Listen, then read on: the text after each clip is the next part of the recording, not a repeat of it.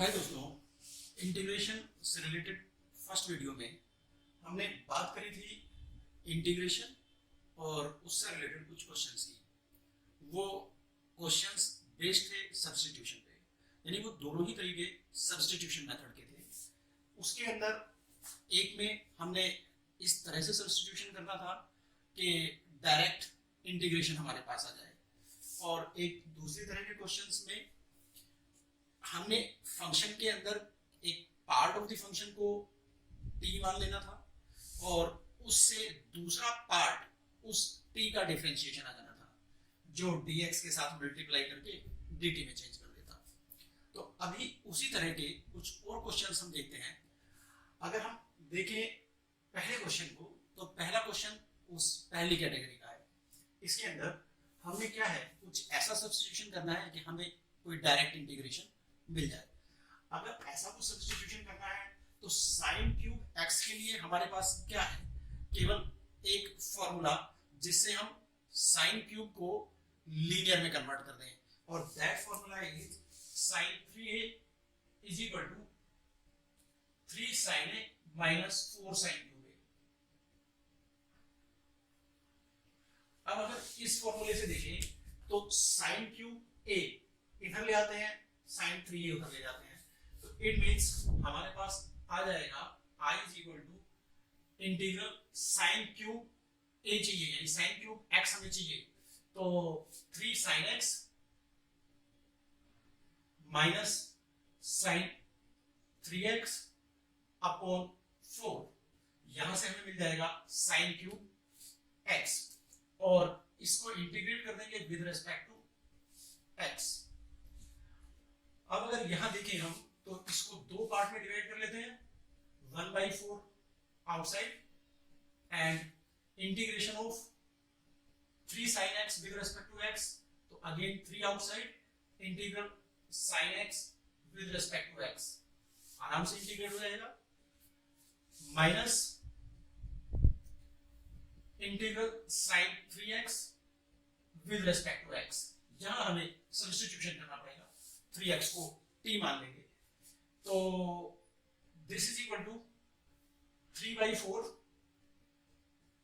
Integration of sin x will be minus cos x plus constant of integration लेते हैं c1 minus 1/4 integration of sin 3x, मान लेते हैं 3x को t, तो ये हो जाएगा sin t। अब अगर हमने t को 3x माना तो इसका मतलब dt by dx हो गया 3, और इसका मतलब dx हो गया dt by 3। अगर dx हो गया dt by 3 तो इसको लिख देंगे dt by 3। अब 3 इधर आएगा, 3 4 12, 3/4 with minus sign multiplied by cos x plus c1 minus 1/12, and integration of sin t with respect to t will be minus cos t plus constant of integration से c2, और this is equal to minus 3/4 cos x minus minus plus 1/12 cos t was 3x, और c1 plus c2 is c, so it will be the value of this integral। तो यहां हमने क्या किया, sin cube x को दो ऐसे integrals में बदल दिया जिनको हम डायरेक्टली इंटीग्रेट कर सकें। अब बात आती है यहां इस क्वेश्चन में, तो ये वो दूसरे टाइप वाला क्वेश्चन है जिसमें एक टर्म को तुम कुछ मानोगे तो उसका डिफरेंशिएशन हमेशा इसके अंदर इंक्लूडेड होगा। इट मींस अगर मैं इस क्वेश्चन में मान लूं let t is equal to a square sin square x plus b square cos square x, अब इसे डिफरेंशिएट करूं तो मुझे dt by dx क्या मिलेगा, a स्क्वायर बाहर, sin स्क्वायर x का डिफरेंशिएशन, sin x को t माना तो 2t means 2 into sin x, और डिफरेंशिएशन ऑफ sin x मतलब cos x plus b square, अब cos x को t मानूं तो टी स्क्वायर का 2t means 2 into cos x multiplied by dt by dx, यानी differentiation of cos x, that is minus sin x। अब यहाँ 2 sin x cos x, sin 2x 2 sin x cos x, sin 2x, तो sin 2x can be taken as common, और ये minus यहाँ आके बना देगा माइनस बी स्क्वायर, तो ये हो जाएगा a square minus b square into sine 2x। अब इससे अगर निकालोगे तो तुम्हारे पास आएगा sin 2x dx is equal to dt upon a square minus b square, या यूं कह लो 1 upon a square minus b square multiplied by dt। अब इसका मतलब t का डिफरेंशिएशन ऐसे हुआ कि ये उसके डिफरेंशिएशन में sin 2x आया, dx से मल्टीप्लाई हुआ और हमें dt देने में हेल्प की इससे, तो sin 2x वहां खत्म हो गया। अब i अगर हमें चाहिए तो i इज इक्वल टू फिर क्या बचा sin 2x dx, तो हो जाएगा ये 1 upon a square minus b square into dt, और इसके अंदर 1 upon a square minus b square constant होने की वजह से बाहर आ जाएगा 1 upon a square minus b square, और हमारे पास बचेगा इंटीग्रल, और इंटीग्रल में क्या 1 अपॉन t dt। अब 1 अपॉन t का integration with respect to t हमें पता है ln t, तो इट मींस ये हो जाएगा 1 upon a square minus b square into ln t plus c, this is equal to 1 upon a square minus b square into ln what was t, t means mod of a square sin square x plus b square cos square x। Why mod? Because the log of a negative number does not exist. So for this integral to exist, the a square sin square x plus b square cos square x must be positive. तो positive value लेने के लिए हमने यहाँ mod का use किया, plus constant of integration c। तो it is the solution to this question. Now we are coming to one more question, और इस क्वेश्चन में फिर से हम बात करते हैं सब्स्टिट्यूशन की, और शायद दोनों से ही कुछ अलग होगा। अब क्या होगा, मान लेते हैं रूट x प्लस 1 को t, let root x plus 1 equal to t। क्यों? क्योंकि ये रूट हमें परेशान करेगा, और t अगर इसको हमने मान लिया तो इसका मतलब इसकी पावर 1 हो गई, तो बाकी सब पे पावर 2 हो जाएगी। देखते हैं कैसे। अगर रूट x प्लस 1 को t देता है तो इसका मतलब x प्लस 1 हमें देगा t स्क्वायर। अगर x प्लस 1 t स्क्वायर देगा तो पहले dx और dt में रिलेशन निकालते हैं। अगर dx और dt में रिलेशन निकालते हैं तो डिफरेंशिएट कर देते हैं इसको विद रिस्पेक्ट टू x।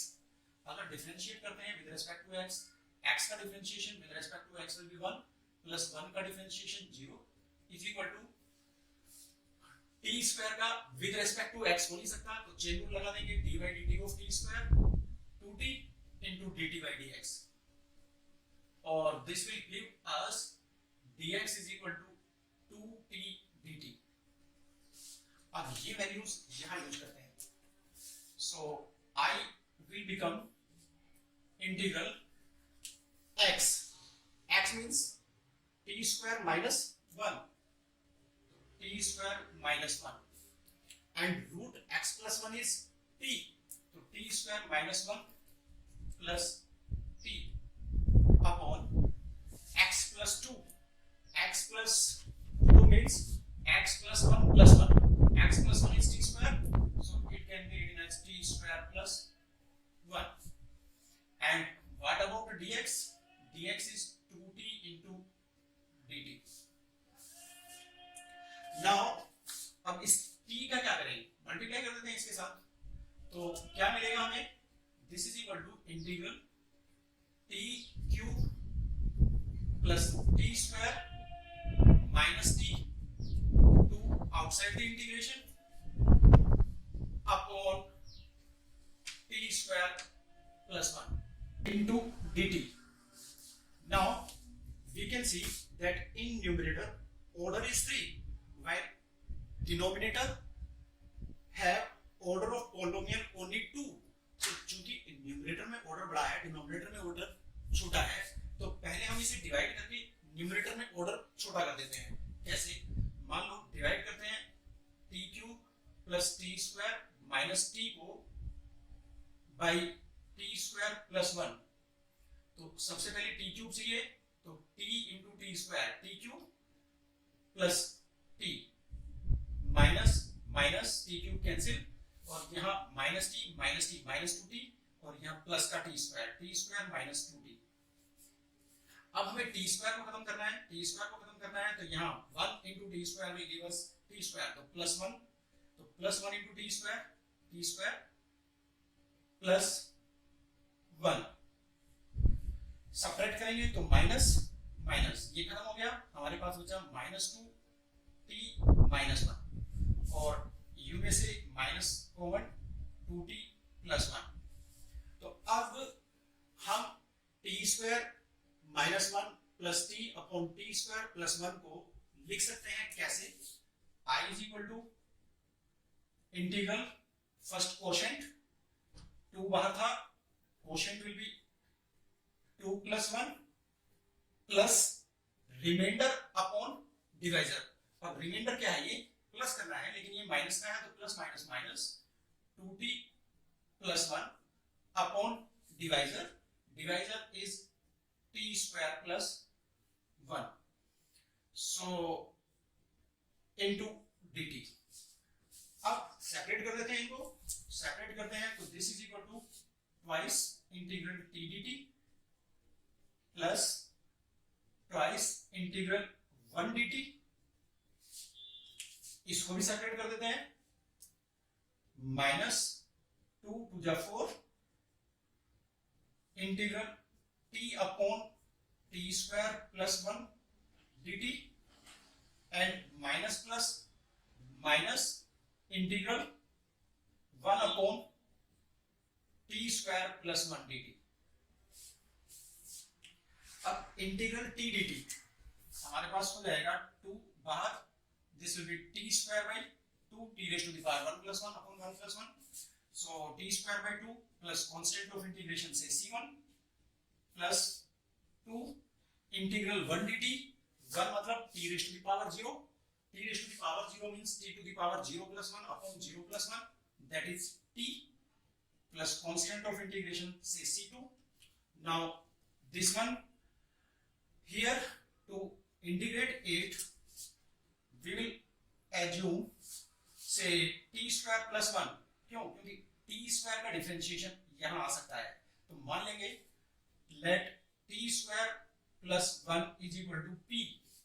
अगर t square plus 1 को p माना, तो मान लो t की रेस्पेक्ट में मैं इसे डिफरेंशिएट करता हूं, क्यों? क्योंकि मुझे dp चाहिए इन टर्म्स ऑफ dt, तो t की रेस्पेक्ट में डिफरेंशिएट करके ये 2t plus 0 is equal to dp by dt, और इससे हमारे पास आ जाएगा t dt is equal to dp by 2। अब इट मींस ये हो जाएगा 4 t dt dp by 2, तो इसका by 2 नीचे आ जाएगा, इंटीग्रल t स्क्वायर प्लस 1 को आपने p माना, तो 1 अपॉन p dp